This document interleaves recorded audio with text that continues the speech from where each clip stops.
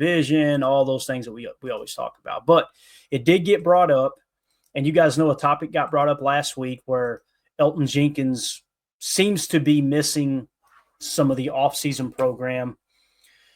It was reported by Jason Wilde, and then he talked about it on his show a couple of days ago that and I'm paraphrasing here. You guys need to go listen to his show, so I'm not misrepresenting what he said. But my take from what he said was that I wouldn't report on this if I didn't have confirmation that Elton Jenkins was upset about his contract, or maybe upset about the position move. Something.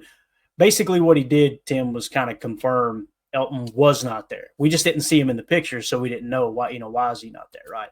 Romeo Dobbs is another one, from what I understand, wasn't there. And we know there's trade rumors around there. I can understand that. If a team's shopping you to be traded, I might not want to show up either. The Jair Alexander missing, that issue, right? That's, I think, more of the team. They're worried, hey, if he gets hurt in the facility, then we're on the hook for that $17 million this year, as it's been reported widely now. So, with all that being said, you had that kind of that Elton Jenkins news there, like, hey, he might just be skipping the offseason program. Wouldn't be the first time it happened to him. It darn sure won't be the last, right? It ain't the end of the world. Doesn't make him a bad person either. Neither does this story, in my opinion, but we're going to cover it. And I put a poll question up. Everybody go vote for me. And I put the poll question up because I wanted to test the pulse of the listeners, the viewers. Like, how do you guys see this thing? Because there's some people that will look at the story and go, wow, that's horrible. What a horrible person. And there's other people that would look at it and go, it's a non-issue. So I wanted to kind of test the pulse of our listeners. So here it is. As TMZ reported, Elton Jenkins was involved in an Atlanta strip club dispute. All right. Green Bay Packers offensive lineman Elton Jenkins was involved in a dispute at King of Diamonds, a strip club in Forest Park, Georgia, on May 1st, 2025, according to TMZ Sports. The incident surfaced a few days after ESPN Wisconsin's Jason Wilde reported that Jenkins had not attended the Packers' offseason activities to date. TMZ Sports reported that Jenkins and a group of friends arrived at a strip club around 11:30 p.m. after paying the entrance fee. Dissatisfied with the club's atmosphere, the group requested a refund, leading to a disagreement with staff. The situation escalated, prompting a response from the Forest Park Police Department. Body cam footage obtained by TMZ shows officers arriving at Jenkins and his group as Jenkins and his group were leaving. The club issued a refund and no arrests or citations were reported. Jenkins and his representatives have not commented on the incident. The Packers and Forest Park Police Department have provided no further statements. So I want to be really clear here, Tim. Nothing illegal happened, correct? What you're hearing too? Nothing illegal happened. Yeah, from that standpoint, it's a nothing burger. Yeah. There was no fight, no physical altercation, no tickets were written, nobody was arrested. So right. This is in my opinion, this is more of like who are you choosing to surround yourself with? What are you choosing to do with your off time kind of scenario? And, if you want to have a moral conversation about hanging around strip clubs, whatever, I mean, these are grown men. These are all adults. It's important to remember nothing illegal happened here. So. No, exactly. And I want to be really, really clear with that nothing illegal happened. The poll question is the recent Elton Jenkins situation, both him skipping team activities and the strip club incident, concerning. No, not an issue at all, leading at 73%. Yes, very concerning is at 28% with 40 votes in right now.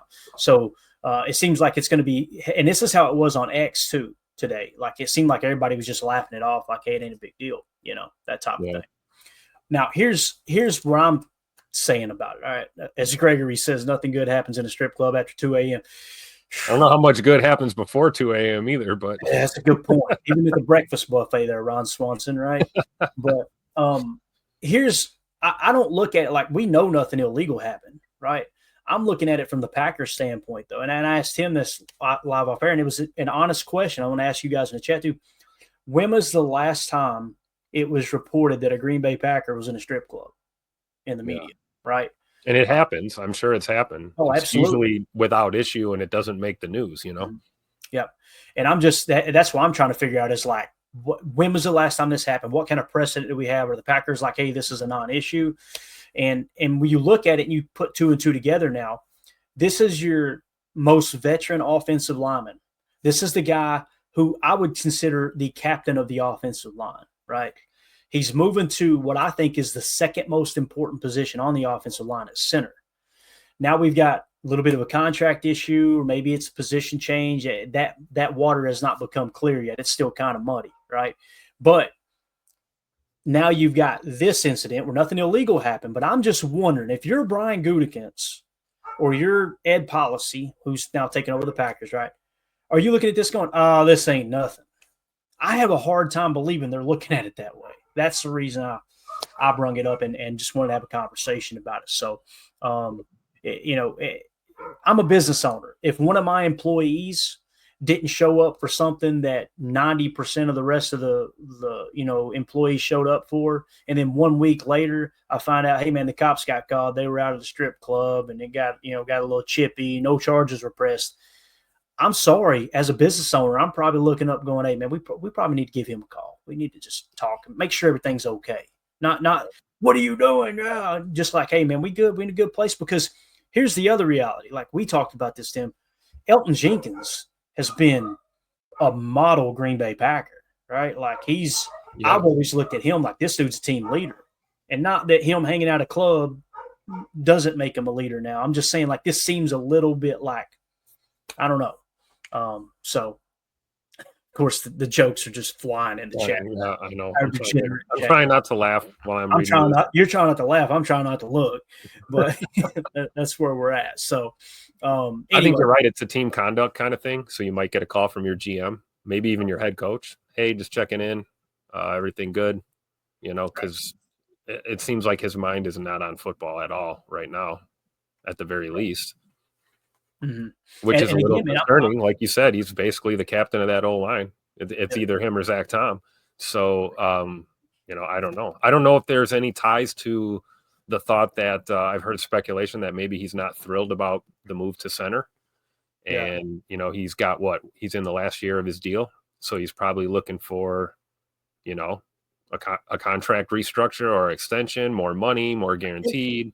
I'm going to double check. I don't mean to cut you off. I'm going to double check. I think he's got 2 years. 2 years left. Okay. All right. So that's good. But yeah, so I don't know. Maybe Elton was in love with that left guard position that's basically been his for the past, 3 seasons now that he's basically he's been the dude at left guard.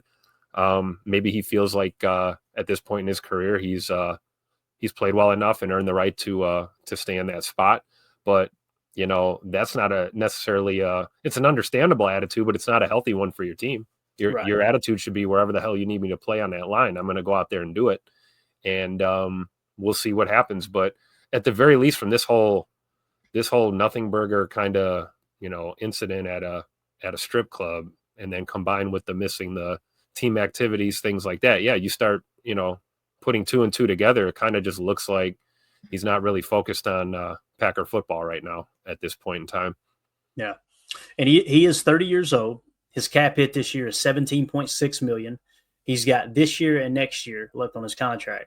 And again, the cap hit this year is $17.6 million. Next year, the dead cap is 9.6. So if you cut him out right now, I'm not saying they should cut him. I'm just talking about the salary cap situation. Okay. You free up $8 million if you decided to move on from him. And then next year it jumps to $24.8 million with only 4.8 in dead cap, which means if you just let him play the contract out this year, and then, him being 31 years old next year, forget all the other situations. Let's just say he hits the wall and you move on next year, you're going to free up $20 million in cap space. So I say that because it's not like the Packers are in this crazy situation, right, where, we're stuck, if they do have an issue with it. So it's kind of important, I think, to cover all the bases. So if that makes sense. But anything else you want to add to it, Tim? I'm glad we hit on it. And again, I don't want to make it any bigger of an issue it is, but it was definitely a talking piece on X this morning. And I'm sure there's going to be multiple articles written about it and this and that. So I've got some experience with the nightlife in a former life. And I know how a lot of clubs like to run their doors. I've never been to King of Diamonds down in Atlanta area, but I do know that for the most part, you wait in the line, you pay a cover charge, and you don't even get to see what's going on inside until you've already paid. Usually you make it to like a little entryway or something, and promoters and club managers are telling you how great the vibe is or how much fun it's going to be. They hit you for that charge. You get inside, and there's nothing going on. It looks like a ghost town. So they might have felt like they got a little bamboozled there at the door, and that might have been why they were probably just a little upset about the vibe that they received once they walked in and, paid the money or whatever. So nothing burger. I'm glad everybody kept their cool for the most part, right? Yeah, as Holmes said here, who wanted to be the cop to roll up on Jenkins? No thanks. Could you imagine? Sir, what's going on out here? Right? Wouldn't want to be that guy for sure, man. John said Jenkins would be a 3-taser kind of guy. That's a fact. He'd be plucking them things out of him if somebody made him mad. And I will say this, in the video they showed, and you guys can go check it out, all you see of Elton Jenkins is him walking out of there and trying to get to his car and get out of there. So he was removing himself from the situation too. So that's for what that's worth. And again, I'm just kind of, I don't know, man, kind of going off of, I guess, past precedent with it when it comes to the Green Bay Packers and how strict they are on stuff like that. So sure. All right. So there we go. We covered it. That was one of the hardest segments I've ever had to cover. I'm so uncomfortable right now because, again, nothing illegal happened, but as a business owner, again, I gave my opinion. I'm at least making that call like, hey, bub, we good? Everything all right, man? Yep. That type of thing. So, all right. Now, let's turn a complete 180 here, Tim, and let's talk about a guy who, not that I'm not